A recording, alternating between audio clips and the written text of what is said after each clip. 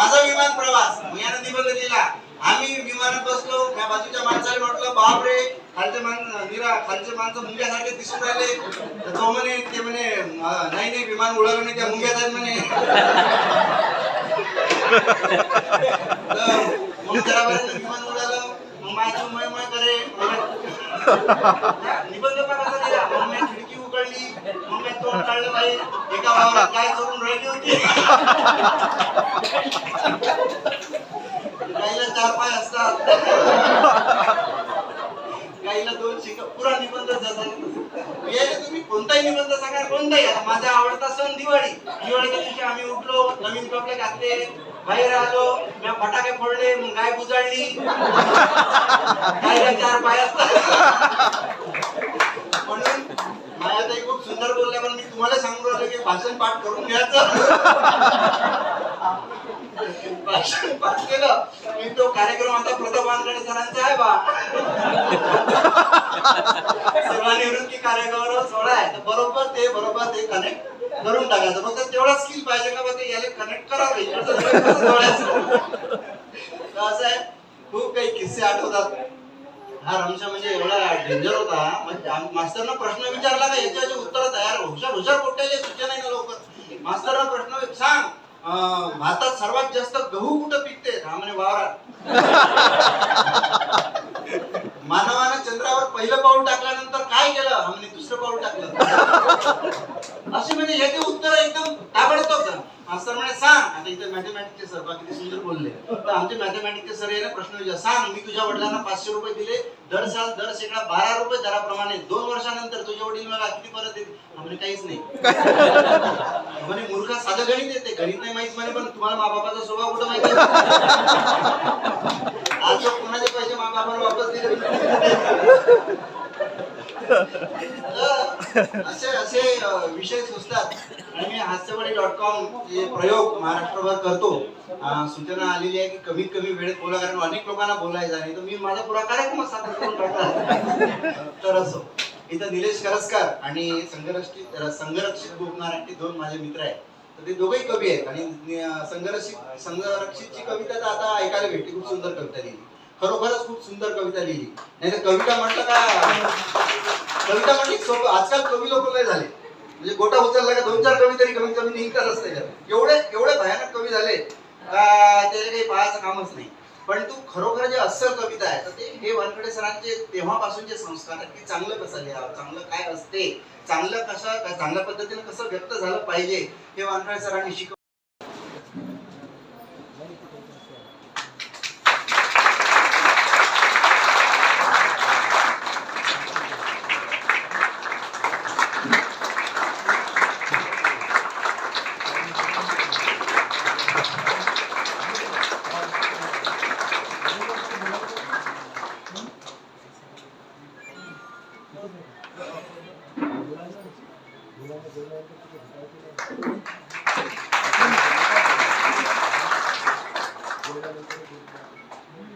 सर्व अतिथी महोदयांनी उमंग या गौरवांकाचे प्रकाशन करून जी काय तर मला शोभा आणली, त्यासाठी सर्व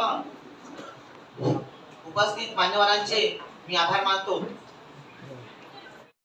वा वा वा.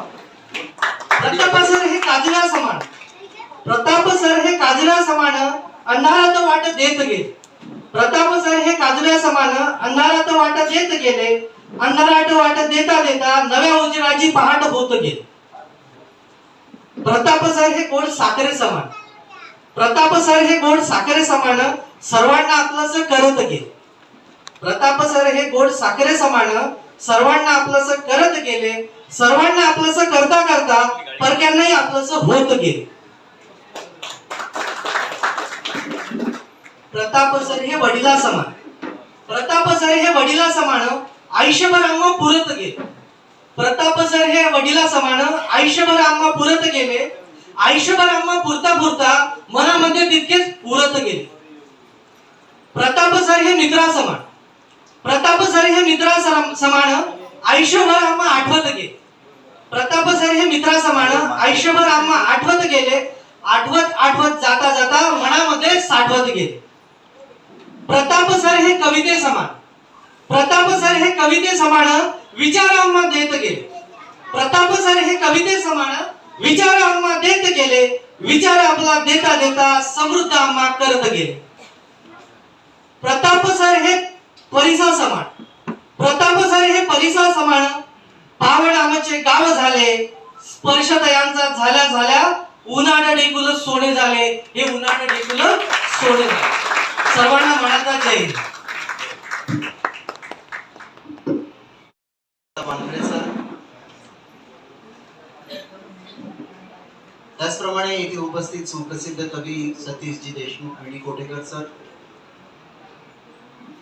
विचारपीठावर उपस्थित असलेल्या सर्व आदरणीय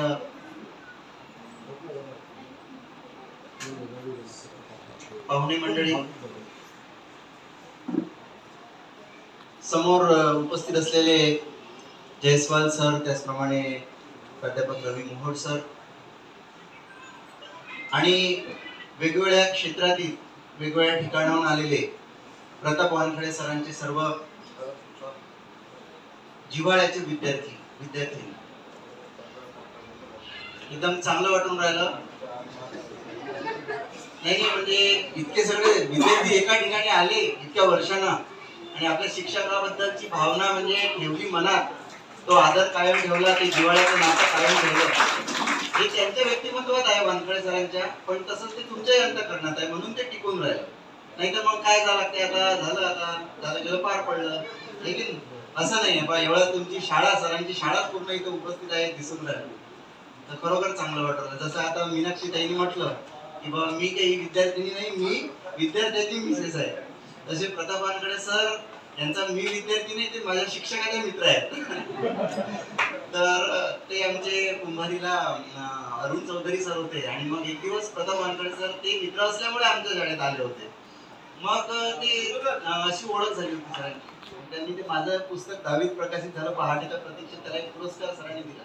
मग मी घुसरच्या शाळेत गेलो, तिथं माझं त्यांनी कौतुक केलं, सत्कार केला.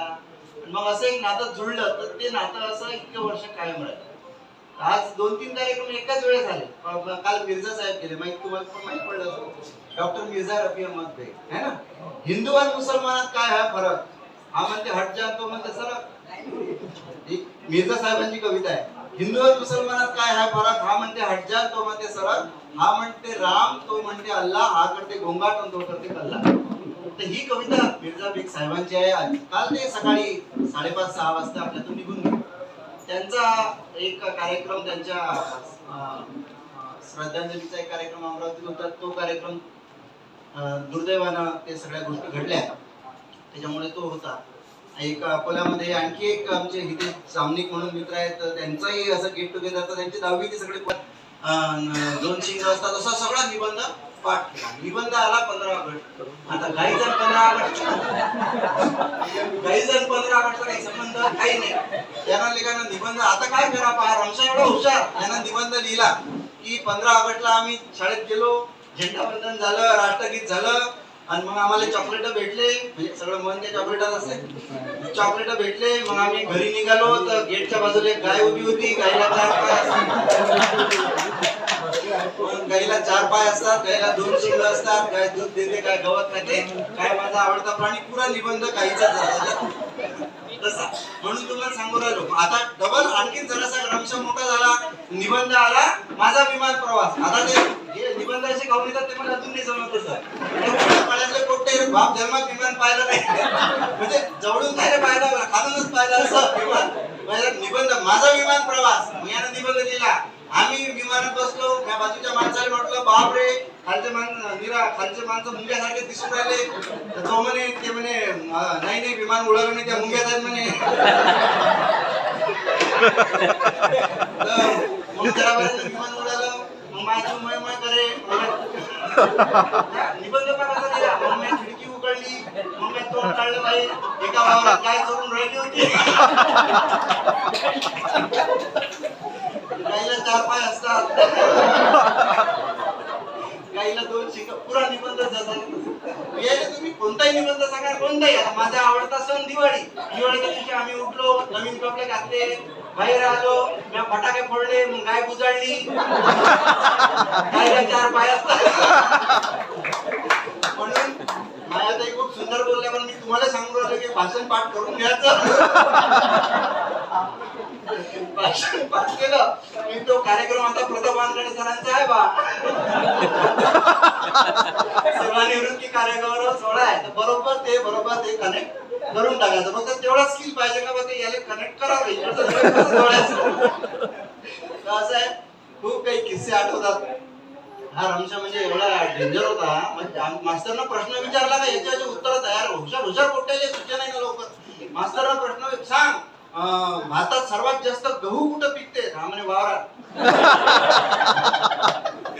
मानवानं चंद्रावर पहिलं पाऊल टाकल्यानंतर काय केलं? हा म्हणे दुसरं पाऊल टाकलं. असे म्हणजे याचे उत्तर एकदम ताबडतोब. मास्तर म्हणे सांग. आता इथे मॅथमॅटिक्सचे सर बा किती सुंदर बोलले. तर आमचे मॅथमॅटिक्सचे सर याने प्रश्न विचारला, सांग, मी तुझ्या वडिलांना 500 रुपये दिले, दर साल दर शेकडा 12 रुपये दराप्रमाणे 2 वर्षानंतर तुझे वडील मला किती परत देतील? म्हणजे काहीच नाही. म्हणे मूर्खा, साधं गणित येते, गणित नाही माहित म्हणे, पण तुम्हाला माबापाचा स्वभाव कुठं माहिती? आज कोणाचे पैसे माबापाला वापस दिले.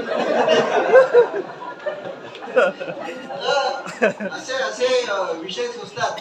आणि मी हास्यवाडी.com हे प्रयोग महाराष्ट्रभर करतो. सूचना आलेली आहे की कमीत कमी वेळेत बोला, कारण अनेक लोकांना बोलायचं आहे. तर मी माझा पुरा कार्यक्रम सादर करून टाकला. तर असो, इथं निलेश करस्कर आणि संघरक्षित गोपनारायणचे 2 माझे मित्र आहेत. तर ते दोघेही कवी आहेत. आणि संघरक्षितची कविता तर आता ऐकायला भेटली, खूप सुंदर कविता लिहिली, खरोखरच खूप सुंदर कविता लिहिली. नाही तर कविता म्हटलं सोपं. आजकाल कवी लोक नाही झाले, म्हणजे गोटा उचलला का 2-4 कवी तरी कमीत कमी निघतातच त्याच्यात. एवढे भयानक कवी झाले का त्याचे काही पाहायचं कामच नाही. पण तू खरोखर जे अस्सल कविता आहे, तर ते हे वानखडे सरांचे तेव्हापासूनचे संस्कार आहेत की चांगलं कसं लिहावं, चांगलं काय असते, चांगल्या पद्धतीने कसं व्यक्त झालं पाहिजे, हे वानखडे सरांनी शिकवलं. म्हणून हे सगळेजण लिहू शकतो. निलेश करस्कर, आता निलेश आणि संघरक्षितचे मला पत्र यायचे, तर खूप वर्ष पत्र यायचे. म्हणजे जोपर्यंत पत्राचा काळ होता तोपर्यंत पत्र यायचे. परंतु पत्राचा काळ गेला आणि ते आला आता आपलं व्हॉट्सअप आणि फेसबुक. धडाधड 2-4 फुलं टाकले की जाय तिकडे, 2-4 अंगठे दाखवले की आपलं काय बाबा चाललं. 2-4 अंगठे दाखवले, नाही तर असे हात टाकले, काही ना काही असं टाकलं की जाय तिकडे. असं फोटो पाहायला, म्हणजे काही भावना व्यक्त करायचं काम नाही. वरून टाकला का कोणाचा भावपूर्ण श्रद्धांजली, भावपूर्ण श्रद्धांजली. कोणा एका जणांनी टाकलं की बाबा सगळं थोडी तब्येत खराब आहे, तर भावपूर्ण श्रद्धांजली. धर्मेंद्र, तुम्ही पाहिलं नाही का धर्मेंद्र? 2-4 दिवस पहिलेच पाहून टाकलं मोबाईल. म्हणजे इतकं ते बेकार काम झालं. एक लेकरू हरपलं आणि मग ते पोस्ट येते, लेकरू असं हरपलेला आहे, त्याची असं निळी चड्डी होती, हिरवं टी शर्ट होतं, आणि त्याच्या गळ्यात हे होतं, त्याच्यात ओम होता, असं तसं, आणि त्याचं वर्ण, त्याची पोस्ट येते. जे फिरून राहिली व्हायरल, ज्याला त्याला माणूस की जागृत होते त्याची सगळे व्हायरल पुऱ्या महाराष्ट्रात. ते पोस्ट लेखाचं पोस्ट पुऱ्या महाराष्ट्रात. आता मुंबईत पोस्ट केली तर काय इतक्या दूर जाणार आहे ते, पण पोस्ट. आणि ते पोस्टला काय सापडलं 2-3 घंट्यात. आता हरवल्याची पोस्ट ते सापडल्याची येते का? नाही. मग ते पोस्ट सापडलं, पण काय जरासं ते कुठे खेळायला गेलं, चक्का घेऊन असं कोणी पकडले त्याने उचलून घरी आणलं. शाळेत गेलं अरे हे काय ते जरासं खेळायला कुठे ग्राउंड वर, अरे हे तर हे सोशल मीडियाचे दुष्परिणाम होऊन राहिले. परंतु तो जो काळ होता पत्र लेखनाचा, हा एक काळ वेगळा होता. खरोखर भावना व्यक्त करण्याचं एक सशक्त माध्यम म्हणजे पत्र होतं. पत्रास कारण की असं आपण वर लिहायचो, सन विवी वगैरे असं, आणि एकमेकांना पत्र पाठवत होतो. तर या 2 मित्रांनी हे नातं इतके वर्ष कायम ठेवलं की आजही जेव्हा सरांचा कार्यक्रम या निमित्तानं आता घ्यायचा आहे, तर त्यांनी माझी आठवण त्यांना आली, आवर्जून त्यांनी मला फोन केला, एक छोटंसं आर्टिकल लिहायला सांगितलं, आणि या कार्यक्रमामध्ये त्यांनी मला सहभागी करून घेतलं. तर ते लहानपणी आपल्या मनावर आहे ना, आपलं काही छोट्या मोठ्या गोष्टी घडतात ना, त्या गोष्टीचा एवढा परिणाम आपल्या मनावर असते की आपल्या त्या गोष्टी जशाच्या तशा आठवतात. आपण एवढे वय वाढत जाते, हळूहळू आपण 40शी येतो, 50शीत जातो, हळूहळू आपण म्हातारे होतो, पण ते लहानपणीच्या ज्या गोष्टी असतात त्या आपण विसरू शकत नाही. होठों पे मोहब्बत के फसाने नहीं आते, साहिल पे समंदर के खजाने नहीं आते. शायर म्हणतो बशीर बद्रक की होठों, शब्द की सुंदर वापरले पहा, की होठों पे मोहब्बत के फसाने नहीं आते, साहिल पे समंदर के खजाने नहीं आते, उड़ने दो परिंदों को इन शौक हवा में, फिर लौट कर बचपन के जमाने नहीं आते.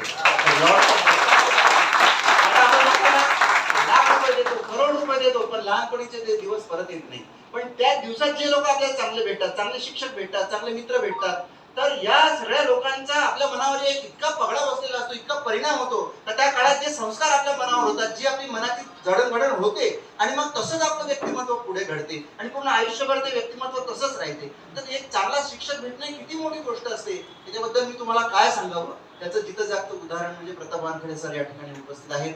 आणि मी तुमच्या सगळ्यांना सॅल्यूट करतो, मी सलाम करतो की आजच्या ह्या काळामध्ये, की ज्या काळामध्ये संवेदना माणसाच्या बोथट होत चाललेल्या आहेत, आणि ज्या काळामध्ये एकमेकाचं कोणाचं कवडीचं काही देणं घेणं नाही, ज्या काळामध्ये माणूस कोणाच्या दुसऱ्याच्या सुखात दुःखात सहभागी होत नाही, कोणाचं चांगलं झाल्याचा आनंद होत नाही, कोणाचं वाईट झाल्याचं दुःख होत नाही, अशा सगळ्या परिस्थितीमध्ये आपण हे जिव्हाळ्याचं नातं कायम ठेवलं. आणि याचा अर्थ तुमच्या माझ्यामध्ये आपल्या सगळ्यांमध्ये कुठेतरी एक माणूस जो आहे, तो माणूस आपल्यामधला जिवंत असल्यामुळे, आपल्या संवेदना जाग्या असल्यामुळे अशा पद्धतीच्या कार्यक्रमाचं आयोजन आपण करतो. मी परत एकदा प्रताप वानखेडे सरांना खूप खूप शुभेच्छा देतो, आपल्या सर्वांना खूप शुभेच्छा देतो. आणि खूप बोलता येण्यासारखं आहे, परंतु थोडा आवर घातला पाहिजे आणि इतर सगळ्या लोकांना व्यक्त व्हायचं आहे. त्या दृष्टीनं मी समारोप करण्यापूर्वी 1 मिनिटाची एक कविता, कारण कवी असल्यामुळे ते करावंच लागतं असते, त्याला काही इलाज नसते. एक कविता मी सादर करतो आणि मी थांबणार आहे की गुरुजी तुम्ही केलं खूप काही माझ्यासाठी, मुक्त करून दिल्यात दिशा दाही माझ्यासाठी.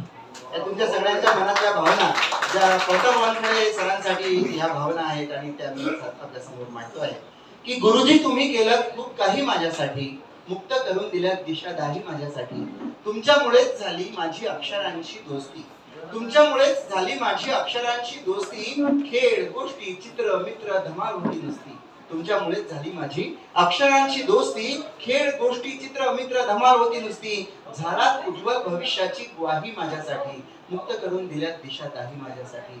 ओठांवरती फुलवलीत आनंदाची गाणी, आणि तुम्हीच पुसलत माझ्या डोळ्यातलं पाणी. तुम्हीच झालात बाबा आणि आई माझ्यासाठी, तुम्हीच झालात बाबा आणि आई माझ्यासाठी, मुक्त करून दिल्यात दिशा दाही माझ्यासाठी.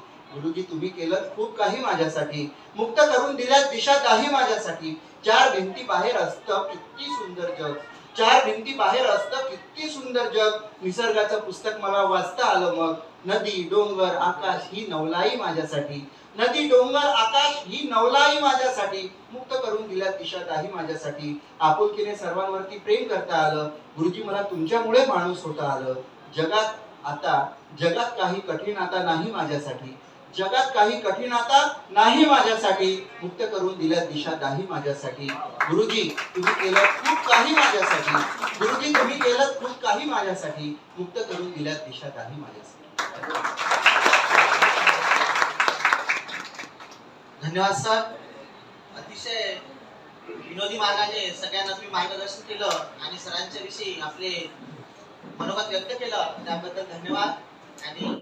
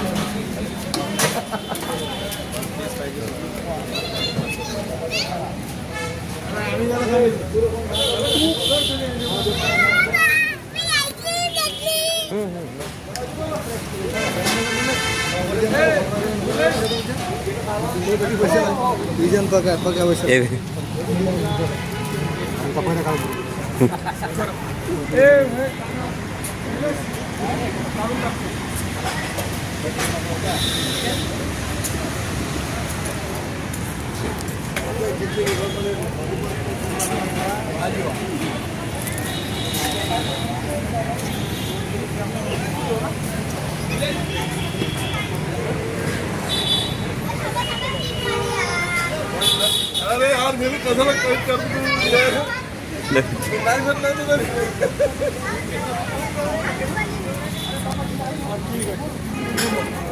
धन्यवाद. गाडी मी